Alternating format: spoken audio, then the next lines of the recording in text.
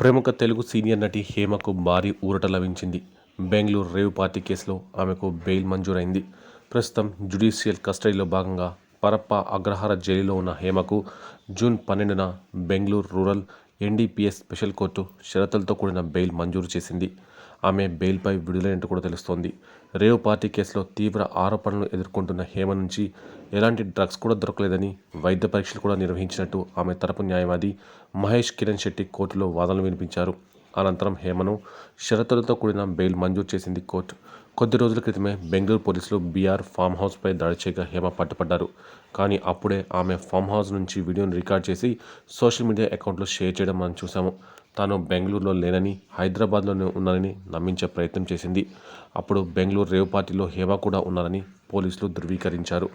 ఇక ఆ తర్వాత వెంటనే ఆమె విచారణకు హాజరు కావాల్సిందిగా పోలీసులు నోటీసులు పంపారు. విచారణ చేసి 14 రోజులు కస్టడీ విధించారు.